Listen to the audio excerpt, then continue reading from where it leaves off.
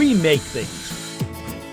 We use our hands, minds, and machines to build, to fix, to improve. We're known as do-it-yourselfers, home improvement fans, fix-it fanatics, inventors.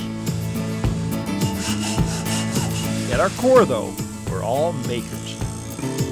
So let's jump in and make something. Hi, I'm Ron Hazelton. You know, when it comes to delivering big bang for the bucks, very few things generate more eye-popping improvements than repainting and refinishing. Today, I offer a handful of tips and techniques that are bound to make the job easier and produce pro-like results. A graceful arched arbor makes the perfect outdoor entryway into any featured area of your yard or garden. Now this one comes in kit form, and although it looks like wood, it won't rot, split, crack, or need painting. The French cleat is a marvelously simple yet wonderfully effective way to hang objects on walls, especially heavy ones. And it's really simple to make your own.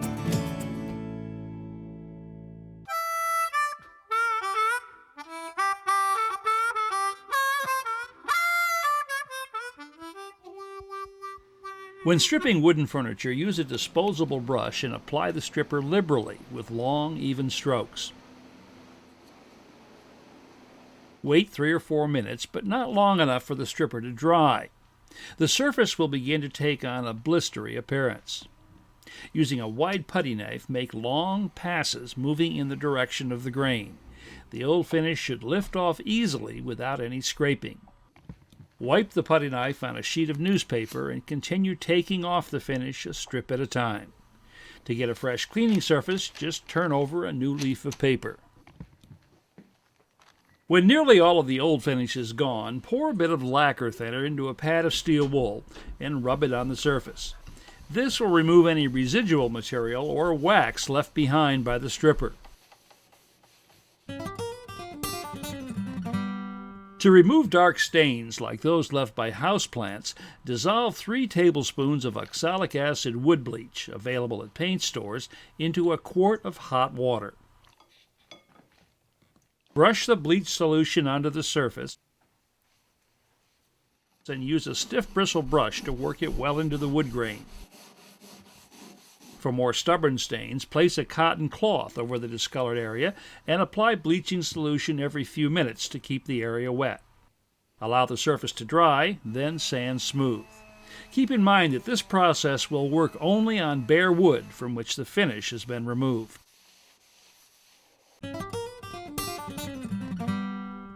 Gel stains like this one are often easier to use and more forgiving than liquid types. Distribute the stain over the surface with a disposable brush and allow it to sit for 3 or 4 minutes. Gel stains are particularly handy when working on vertical surfaces since they don't drip or run.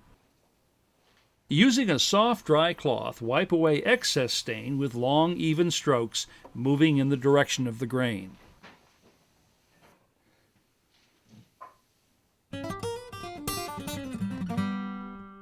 Two advantages of water-based acrylic polyurethanes is that they have very little odor and cleanup is simple with soap and water.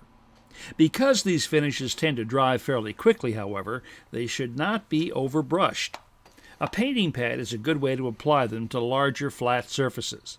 Lay down the finish in one long, smooth pass, moving from one end of the surface to the other. Overlap strokes slightly, but avoid going back over the surface repeatedly, as this will leave brush marks. This same water-based acrylic polyurethane is also available in aerosol cans, which makes finish application much easier and faster on more intricate surfaces like furniture legs and spindles. These polypropylene painter's pyramids are designed to support workpieces while they're being finished. The non-stick points make minimum contact and keep objects from sticking to surfaces or paper underneath.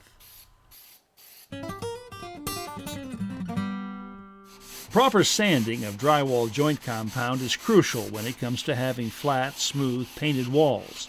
Unfortunately, sanding can generate large amounts of very fine dust that seems to go everywhere. This dust-free sander uses an abrasive screen instead of sandpaper.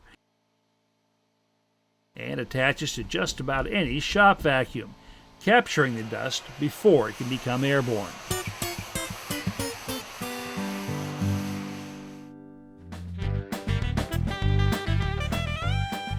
You know, I really love arched arbors. I was fortunate enough to inherit this one when I got the house.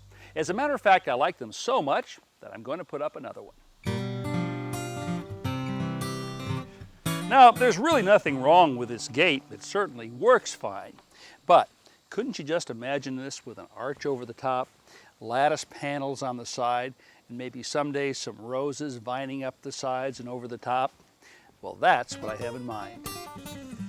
Now, when it comes to outdoor decorative structures like this, I have to admit I have a preference for wood.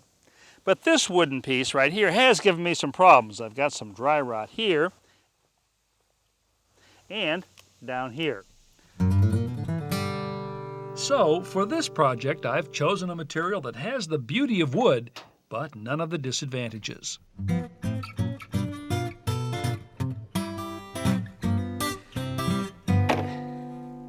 Well, here's the arbor. It's from Walpole Woodworkers. Now, even though this may look like wood, actually it's not. It's cellular PVC, a product called AZEK. Now, cellular PVC works in machines pretty much like wood, but it has one great advantage, and that is it won't rot. Before I can begin putting my arbor in, I need to take out the existing gate. I'll also need to remove the fence sections on either side. To get this section out, I'll have to first cut the post near the bottom.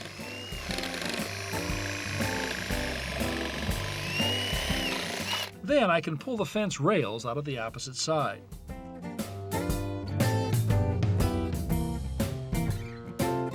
One way to loosen the posts from their holes is to use a pickaxe or mattock like this one to lever the posts up out of the ground.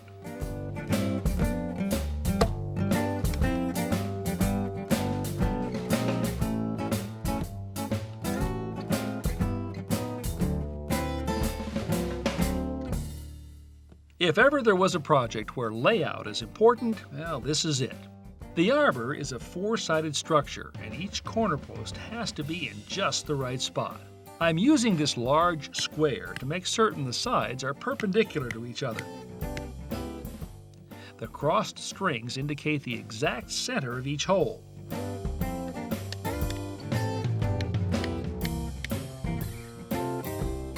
I use a hole template and spray paint to mark the outlines. Then remove the stakes and string. Using a post spade, I cut through the turf and remove it.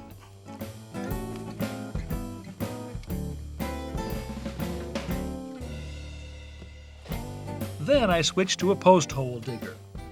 This one by Fiskars has offset handles that will allow me to dig deeper and eliminate one of the most uncomfortable consequences of using this tool, banging my knuckles together.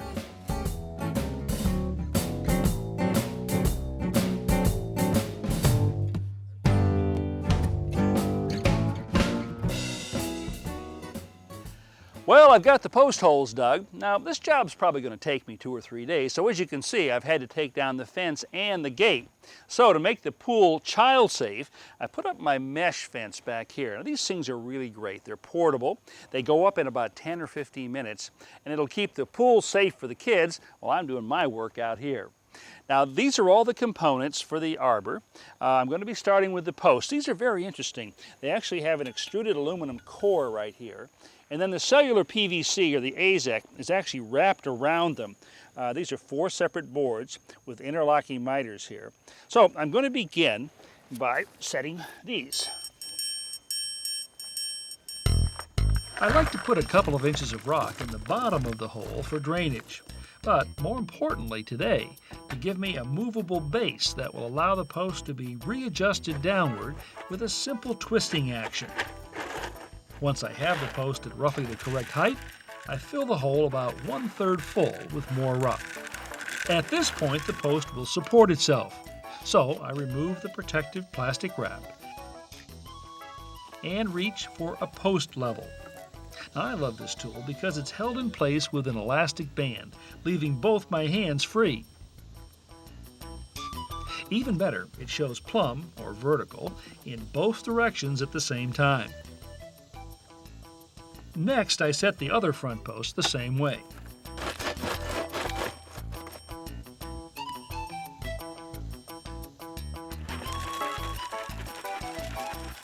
Once I'm satisfied everything is plumb, I compact the rock using the blunt end of a 6-foot steel pry bar.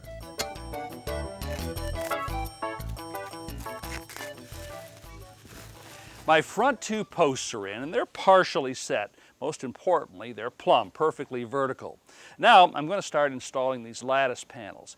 Now because I want to have these exactly the same distance from the top of each post, and because I'm working by myself today, rather than measure and mark each one of these posts, I've made up a gauge, just a strip of plywood here, and a stop on the top, and I'm going to clamp this on the post, like so.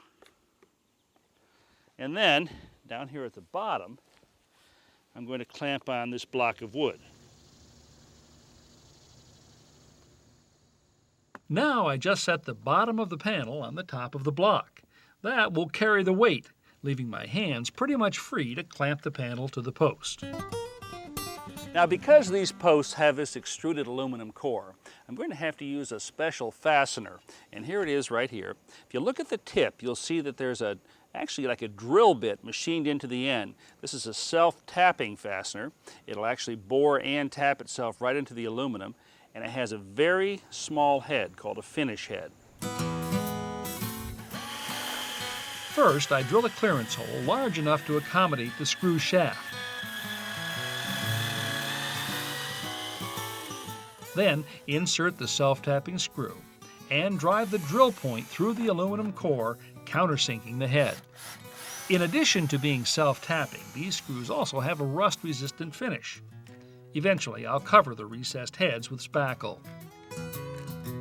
Next, I move to the other front post and repeat the process. First, clamping the panel, then screwing it in place.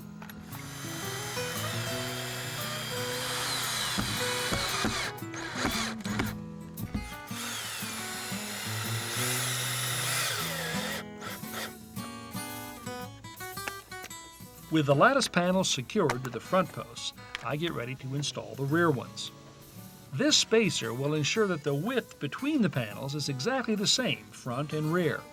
Notice how the holes near the end give me an easy place to put the clamps. Once the spacer is in place, I drop the rear posts into the holes, clamp them to the lattice panel,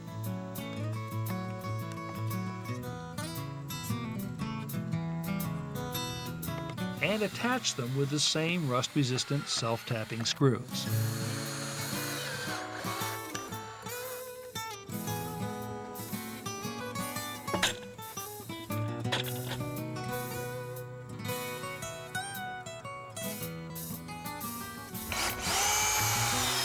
It's about time to set on the arch, but before I do, I slip these decorative collars over the tops of the posts.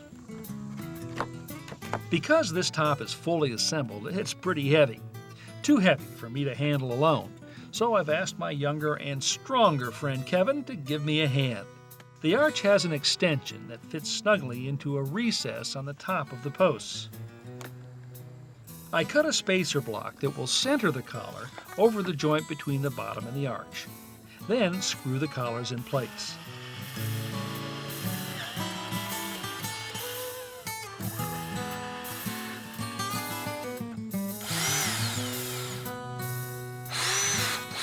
With everything set, I do a final check for plumb, fill the holes to the top, and compact the rock with the pry bar.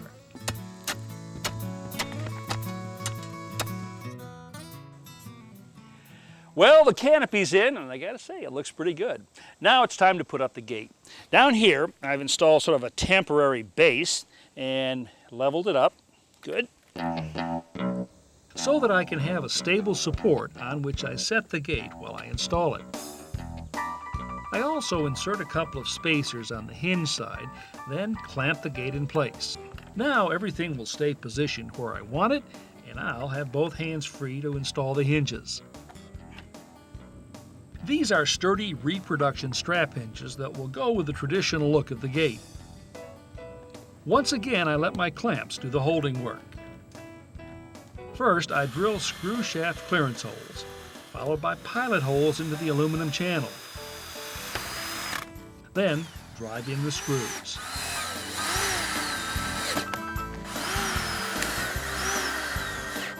The post side of the hinge is in two parts, a bottom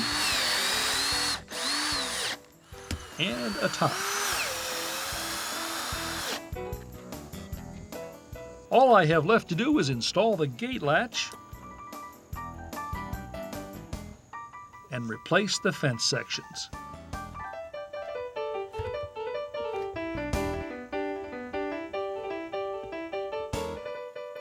This manufacturer has done a terrific job of translating a traditional design into a material that's probably going to last longer than I will. Now remember, I have a couple of small children, so I've put a self-closing mechanism over here on this side of the gate, and right here, my child-safe latch, well up out of their reach. Now as for those roses, well, it's going to take a while for them to establish themselves and trail over the top. But you know, I have heard there are trailing roses out there that will grow 5 to 6 feet a year. I'll be checking that out. Now I want to hang this painting on the wall, and I could do it by stretching a wire across the back. This is just a canvas over a frame though, and whenever I've done that in the past, it tends to hang away from the wall at the top, and I want to avoid this. I want this to be completely flat. So I'm going to put it up using something called a cleat. Now I'm going to make my cleat out of a piece of 1x4 that I'm going to rip down the middle on a bevel. Now one half of this I'm going to attach to the wall like that. And then the other half I'm going to attach to the back of the painting. And the top piece will slip over the bottom like that, get captured by the bottom, and that painting's not going to go anywhere. From a single piece of 1x4, I'll cut both cleats by setting my table saw blade at 45 degrees and ripping the board down the center. Back inside, I locate the wall studs using an electronic stud sensor. I screw the wall cleat into one stud. Place a level on top. Adjust. Then put in a second screw to hold the cleat in position. Next, I apply hot melt glue to the edge of the second cleat and press it into place on the inside of the frame. The adhesive bonds almost instantly.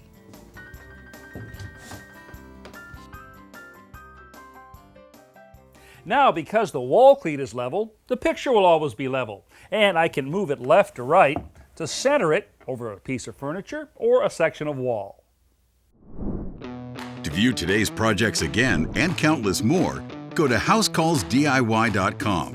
Step-by-step home improvement tips when you need them. I'm Brian Kelsey. Welcome to House Calls.